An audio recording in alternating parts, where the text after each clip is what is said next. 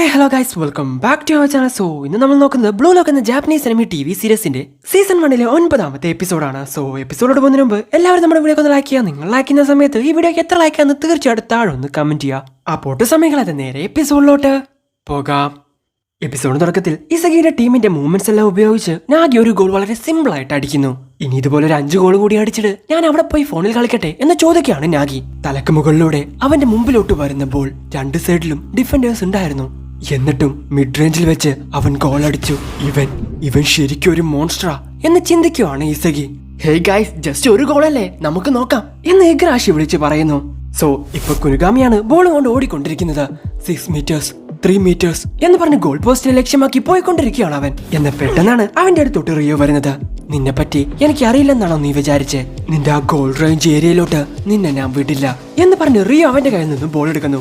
എപ്പോഴത്തെയും പോലെ നാഗിക്കാണ് അവൻ പാസ് ചെയ്യുന്നത്. നാഗിയുടെ മുമ്പിൽ ഇപ്പൊ 2 ഡിഫൻഡേഴ്സ് ഉണ്ട്. എങ്ങനെയെങ്കിലും അവനെ തടയും എന്ന് വിചാരിച്ച് നിൽക്കുന്ന സമയത്താണ് പെർഫെക്റ്റ് ആയിട്ട് ആ ബോൾ കൺട്രോൾ ചെയ്ത് 2 പേരെയും വകവെക്കാതെ നാഗി ഗോൾ അടിക്കുന്നത്. ഇത് കണ്ട് ഇസഗിയുടെ ടീമിന് ഒന്നും തന്നെ മനസ്സിലാവുന്നില്ല. ആരുടെ ഇവൻ എന്ന് പറഞ്ഞ് അവനെ തന്നെ നോക്കുന്നു. ഇതാണോ ടീം വി? ഇവരെ എതിർത്ത് ഞങ്ങൾക്ക് വിജയിക്കാൻ സാധിക്കുമോ എന്ന് ചിന്തിക്കുകയാണ് ഇസഗി. സോ കുനുഗാമി റിയോക്ക് ബോൾ കൊടുത്തെന്ന് പറഞ്ഞ് റൈച്ചി അവനോട് ചൂടാവുന്നു. ഹേയ് ഗൈസ്, നിങ്ങൾ ഇങ്ങനെ അടി കൂടുന്നതിന് പകരമായിട്ട് ഇതാണ് നമ്മുടെ ലാസ്റ്റ് മാച്ച്, നിങ്ങളുടെ ബെസ്റ്റ് എന്നെ കൊടുക്കാൻ ശ്രമിക്കുക എന്ന് പറയുവാണ് ഇസഗി. ഇതേസമയം ചീഗിരി അവന്റെ പവർഫുൾ വെപ്പൺ ആയിട്ടുള്ള സ്പീഡ് ഉപയോഗിച്ച് ബോൾ മുന്നോട്ട് കൊണ്ടുപോയിക്കൊണ്ടേയിരിക്കുന്നു. എന്ന് പെട്ടെന്നാണ് സാൻ അങ്ങോട്ട് വരുന്നത്. അവനേക്കാൾ വേഗത്തിലോടി അവന്റെ കയ്യിൽ നിന്നും ആ ബോൾ തട്ടിയെടുക്കുന്നു. പെട്ടെന്ന് തന്നെ ബോൾ അവൻ റിയോക്ക് പാസ് ചെയ്യുന്നു. ഹേയ് റിയോ, എന്തായാലും നാഗിക്കായിരിക്കും പാസ് കൊടുക്കാൻ പോകുന്നത്, അവനെ ബ്ലോക്ക് ചെയ്യേ എന്ന് ഇസഗി വിളിച്ചു പറയുന്ന സമയത്താണ് റിയോ ബോൾ സാനിന് തന്നെ പാസ് ചെയ്യുന്നത്. ഇതേസമയം ഇസഗിയുടെ ടീം എല്ലാവരും നാഗിയെ ഡിഫെൻഡ് ചെയ്ത് നിൽക്കുന്നതുകൊണ്ട് സാനിനെ തടക്കാൻ അവിടെ ആരും തന്നെ ഉണ്ടായിരുന്നില്ല. സോ വളരെ സിമ്പിൾ ആയിട്ട് അവൻ ഒരു ഗോൾ കൂടി അടിക്കുന്നു. ഇവിടെ ഞാനാണ് വിന്നർ. ഡേയ്, അത് വിന്നറാടാ എന്ന് പറയുവാണ് റിയോ. യെസ്, വിചാരിച്ച പോലെ തന്നെയാണ് മാച്ച് മുന്നോട്ട് പോയിക്കൊണ്ടിരിക്കുന്നത്. തീർച്ചയായിട്ടും ഇവർ തോറ്റുപോകും എന്ന് ചിന്തിക്കുകയാണ് ക്വാൻ. എല്ലാം അവസാനിച്ചു എന്ന് പറയുവാണ് ഇസഗിയും. ശരി ഇസഗി, മാച്ച് ഇപ്പോഴാണ് വളരെ ഇൻട്രസ്റ്റിംഗ് ആയിട്ട് പോയിക്കൊണ്ടിരിക്കുന്നത്. ഇനി നമ്മൾ ആരാണെന്ന് കാണിക്കേണ്ട സമയമാണ് എന്ന് പറയുവാണ് ബാഷറ. ഹേയ്, നമ്മളെ കൊണ്ട് ഇതിൽ കൂടുതൽ ഇനി എന്ത് ചെയ്യാൻ പറ്റാനാ എന്ന് ഇസഗി ചോദിക്കുന്നു. നീ എന്താ പറഞ്ഞു വരുന്ന ഇസഗി? അങ്ങനെയാണെങ്കിൽ തോറ്റുപോകാൻ റെഡി ആയിട്ടാണോ നീ നിൽക്കുന്നേ? ഇവിടെ എങ്ങാനും നമ്മൾ തോറ്റുപോയി കഴിഞ്ഞാ അതോടെ നമ്മുടെ കരിയർ അവസാനിച്ചു. ഒരുപക്ഷെ ഇത് നമ്മുടെ ലാസ്റ്റ് മാച്ച് ആയാൽ പോലും വളരെയധികം കൂളായി എൻജോയ് ചെയ്ത് നമ്മൾ ഓരോരുത്തരുടെയും ബെസ്റ്റ് എന്നെ കൊടുത്ത് ഇത് കളിക്കണം എന്ന് പറഞ്ഞ് ഒറ്റയ്ക്ക് ബോളും കൊണ്ട് ഓടുവാണ് ബാഷിറ. അവന്റെ കാലിന്റെ മൂവ്മെന്റ്സ് കണ്ട് റിയോ വരെ അത്ഭുതപ്പെട്ടു നിൽക്കുന്നു. എന്റെ ഉള്ളിലെ മോൺസ്റ്റർ എന്താണ് പറയുന്നതെന്ന് നിനക്കറിയോ? വിട്ടുകൊടുക്കരുത്, തോറ്റു കൊടുക്കരുത് എന്ന് പറഞ്ഞ് റിയോയും മറികടന്ന് അവൻ മുന്നോട്ട് തന്നെ പോകുന്നു. ഇതേസമയം സാൻ അവന്റെ കൂടെയോടി ആ ബോൾ തട്ടിയെടുക്കാൻ വേണ്ടി ശ്രമിക്കുന്നു. സോ പ്ലാൻ ചേഞ്ച് ചെയ്യണം എന്ന് പറഞ്ഞുകൊണ്ട് ബാഷിറ ബോൾ മുകളിലോട്ട് ഇടുന്നു. വലത്തോട്ട് കൊണ്ടുപോകുന്നത് പോലെ കൊണ്ടുപോയി പെട്ടെന്ന് ഇടത്തോട്ട് കൊണ്ടുപോകുന്നു. സോ ബാഷിറയുടെ ഡ്രിബ്ലിങ്ങിന്റെ മുമ്പിൽ പിടിച്ചു നിൽക്കാൻ സാനിനെ കൊണ്ട് സാധിക്കുന്നില്ല. ആരെങ്കിലും അവനെ എങ്ങനെയെങ്കിലും ഒന്ന് തടയേ എന്ന് വിളിച്ചോണ്ട് പറയാണ് റിയോ. നമ്മൾ ഓരോരുത്തരും ബ്ലൂ ലോക്കിലോട്ട് വന്നത് വേൾഡിലെ തന്നെ ബെസ്റ്റ് ആവണമെന്നുള്ള ഒരൊറ്റ ആഗ്രഹം കൊണ്ടാ.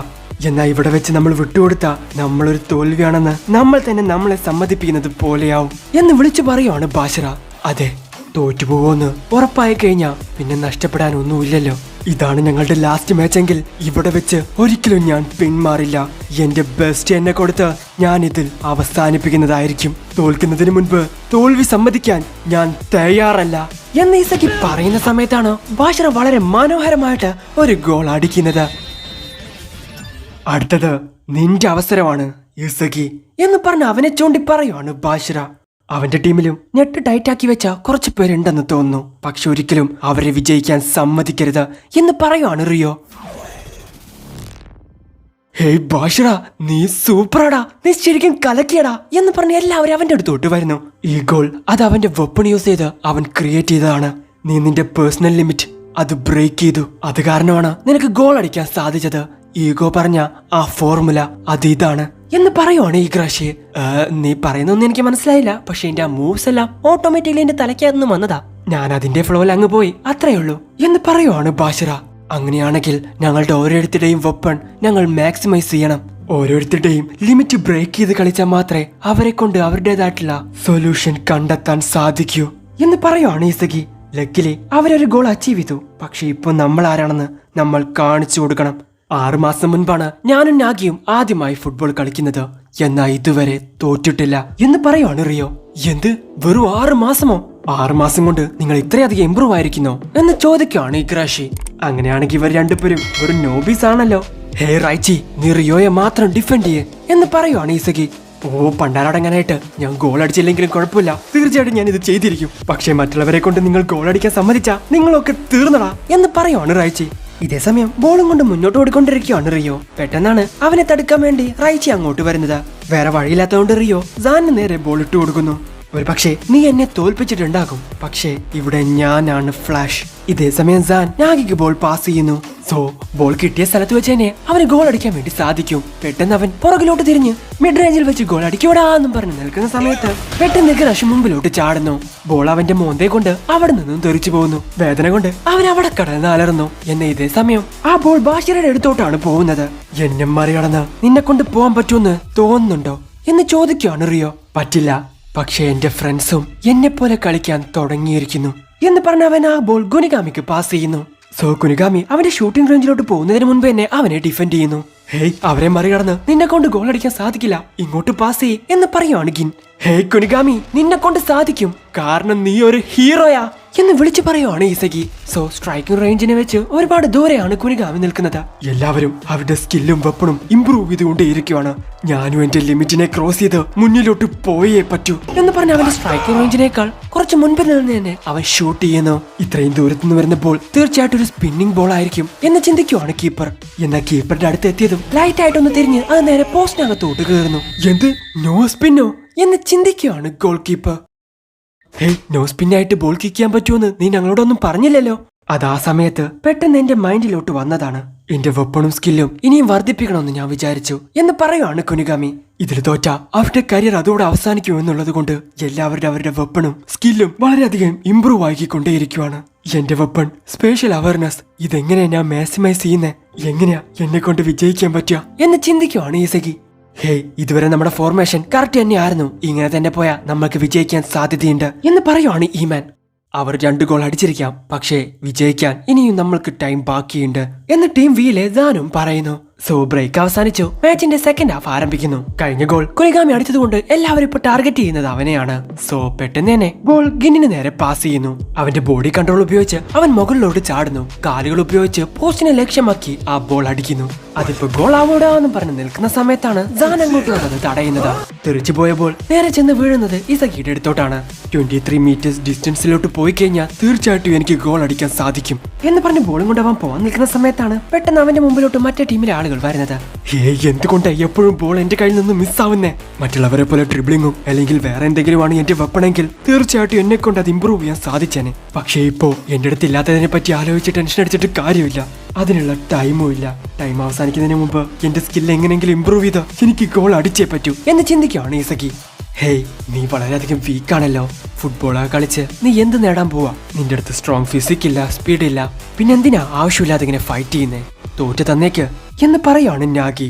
വായടക്ക് ജീനിയസ്, ഇനിയാണ് കളി ആരംഭിക്കാൻ പോകുന്നത് എന്ന് പറഞ്ഞ ഇസഗി അവിടെ നിന്ന് ഓടുന്നു. എന്ത് ജീനിയസോ? ഡേയ്, എന്നെ എന്തിനാണ് ഇങ്ങനെ ഫോളോ ചെയ്തോണ്ടിരിക്കുന്നേ എന്ന് ചോദിക്കുകയാണ് റിയോ. അതാടാ എന്റെ ജോലി എന്ന് പറയാണ് റൈജി. ഹേയ്, എല്ലാം നീ പ്രെഡിക്റ്റ് ചെയ്ത പോലെ തന്നെയാ നടക്കുന്നേ. ജീപ്പാൻജി, അവൈക്നിങ് എന്ന് പറഞ്ഞ എന്താണെന്ന് അറിയോ നിനക്ക്? ഓർഡിനറിയിൽ നിന്നും എക്സ്ട്രാ ഓർഡിനറിയിലോട്ട് മാറുന്നതാണ് അവൈക്നിങ് എന്ന് പറയുവാണ് ആൻഡ്രി. അത് അവൈക്നിങ് എക്സ്പീരിയൻസ് ചെയ്യാത്ത മണ്ടന്മാര് പറയുന്ന മറുപടിയാണ്. അവൈക്നിങ് എന്ന് പറഞ്ഞ ഒരുത്തന് അവനെ പറ്റി തന്നെ മുഴുവനായിട്ടും മനസ്സിലാക്കുന്നതാണ്. അവന്റെ ഉള്ളിലുണ്ടായിരുന്ന കഴിവിനെ ഒരുപാട് കാലങ്ങൾക്ക് ശേഷം അവൻ മനസ്സിലാക്കുന്നതാണ്. കണ്ണു തുറന്നു നോക്കുമ്പോ അവൻ ആരാണെന്ന് അവൻ തന്നെ മനസ്സിലാക്കുന്നതാണ്. ആ ഇന്റൻസ് ആയിട്ടുള്ള മൊമെന്റിൽ മാത്രമേ അവനെ കൊണ്ട് അത് എക്സ്പീരിയൻസ് ചെയ്യാൻ സാധിക്കൂ എന്ന് പറയുവാണ് ഈഗോ. ഞാൻ ഗോൾ അടിക്കുന്ന പൊസിഷനിലോട്ട് പോയാൽ പോലും എന്നെ കൊണ്ട് ഗോൾ അടിക്കാൻ സാധിക്കുന്നില്ല, കാരണം അവിടെ ഒരുപാട് ഡിഫൻഡേഴ്സ് ഉണ്ട്. ഞാനിപ്പോ എന്താ ചെയ്യേണ്ടതെന്ന് എനിക്ക് മനസ്സിലായി എന്ന് പറയുവാണ് ഈസഗി. എന്തുപറ്റി? ഞാൻ നിന്നെ വളരെ പെർഫെക്റ്റ് ആയിട്ട് ഫോളോ ചെയ്യുന്നുണ്ടെന്ന് നീ പോലീസിനോട് പറയാൻ പോവാണോ? ഇത് അവസാനിക്കുന്നത് വരെ ഞാൻ നിന്നെ ഫോളോ ചെയ്തുകൊണ്ടേയിരിക്കുവടാ എന്ന് പറയുവാണ് റൈജി. സോറിയോടെ കയ്യിലോട്ട് വന്നപ്പോൾ പാസ് ചെയ്യാതെ അവനെ കൊണ്ട് വേറെ ഓപ്ഷൻ ഇല്ല. ഇതേസമയം നാഗിയെയും 2 പേർ വളരെ പെർഫെക്റ്റ് ആയിട്ട് എന്നെ ലോക്ക് ചെയ്ത് വെച്ചിരിക്കുന്നു. എന്നെ മറികടന്ന് നിന്നെ കൊണ്ട് അനങ്ങാൻ പോലും സാധിക്കില്ലടാ എന്ന് പറയാണ് റൈറ്റി. ഇത് കേട്ട് ടെൻഷനായ റിയോ അവന്റെ മോനെ കിട്ടുന്ന കൊടുക്കുന്നു. Player attack, yellow card for Rio. ഇങ്ങനെ തന്നെ ചെയ്ത് റെഡ് കാർഡ് വാങ്ങി പുറത്തോട്ട് പോടാ എന്ന് പറയാണ് റൈറ്റി. പിന്നീട് നമ്മൾ കാണുന്നത് ബോളും കൊണ്ട് പോകുന്ന ചീഗിരിയാണ്. സാനിന്റെ റിയാക്ഷൻ സ്പീഡ് അത് വളരെയധികം ഫാസ്റ്റ് ആണ്. സോ അവൻ ഏത് ഡയറക്ഷനിലോട്ടാണോ ബോൾ ടച്ച് ചെയ്യുന്നത് അതേ ഡയറക്ഷനിലോട്ട് വളരെ പെട്ടെന്ന് മൂവ് ചെയ്യാണ് സാൻ. ഇവനെ കൊണ്ട് അത്ര സ്പീഡിലൊന്നും ഓടാൻ സാധിക്കില്ല. അവന്റെ മാക്സിമം റേഞ്ച് വെറും 10 മീറ്റേഴ്സ് ആണ്. അങ്ങനെയാണെങ്കിൽ ഞാൻ ആ റേഞ്ചിനേക്കാൾ വളരെ സ്പീഡിൽ ഓടിയേ പറ്റൂ എന്ന് പറയുവാണ് ചീഗിരി. പെട്ടെന്ന് തന്നെ ആരും ഇല്ലാത്തൊരു സ്ഥലത്തോട്ട് ബോൾ കിക്കുവാണ് ചീഗിരി. ഇതിനു മുൻപ് കളിച്ച അതേ മാച്ചിലെ ടെക്നിക്ക് അവൻ യൂസ് ചെയ്യുന്നു. ആ ബോൾ എടുക്കാൻ വേണ്ടി വളരെ വേഗത്തിൽ അവൻ തന്നെ ഓടുന്നു. ഒരു വ്യക്തിയുടെ അവേക്നിങ് അവൻ വളരെയധികം ഗതികെട്ട് നിൽക്കുന്ന ഒരു സമയത്തായിരിക്കും പുറത്തു വരിക. അവന്റെ എതിരെ നിൽക്കുന്നത് അവനേക്കാൾ വളരെ സ്ട്രോങ് ആയിട്ടുള്ള ഒരുത്തനാണെങ്കിൽ, എത്ര വീക്ക് ആയിട്ടുള്ളവനാണെങ്കിലും അവന്റെ ഫുൾ പവർ യൂസ് ചെയ്ത് എന്തൊക്കെ സംഭവിച്ചാലും അവന്റെ മുമ്പിൽ തോറ്റു കൊടുക്കില്ലെന്നുള്ള ഒരു ഒറ്റ മൈൻഡ് സെറ്റിൽ മുന്നോട്ട് പോകും എന്ന് പറയുവാണ് ഈഗോ. സോ സാനിനെ കൊണ്ട് ഒരു നിശ്ചിത അളവിലോട്ട് മാത്രമേ വളരെ വേഗത്തിൽ ഓടാൻ വേണ്ടി സാധിക്കൂ. എന്നാൽ അത് മനസ്സിലാക്കിയ ചീഗിരി എവിടെയാണോ സാനിന്റെ വീക്ക് പോയിന്റ് വരുന്നത് അവിടെ നിന്നും വേഗത്തിൽ ഓടാൻ വേണ്ടി ആരംഭിക്കുന്നു. ഓടിയെന്നും മാത്രമല്ല പെർഫെക്റ്റ് ആയിട്ട് ഒരു ഗോൾ കൂടി അവൻ അടിക്കുന്നു. അതെ, ഇതാണ് ഞാൻ മുൻകൂട്ടി പറഞ്ഞത്.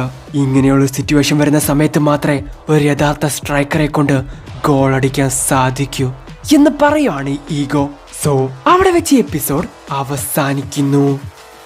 സോ ബിൽഡിംഗ് 5-ലെ തന്നെ വളരെ സ്ട്രോങ്സ്റ്റ് ടീമായിട്ടുള്ള ടീം വിയെ തന്നെ തന്റെ എതിരാളികളായി കണ്ട് ഈക്വലായിട്ട് വന്നിട്ടുണ്ടെങ്കിൽ നമ്മുടെ പിള്ളേർ വെറും സാധാരണക്കാരായിരിക്കില്ലല്ലോ.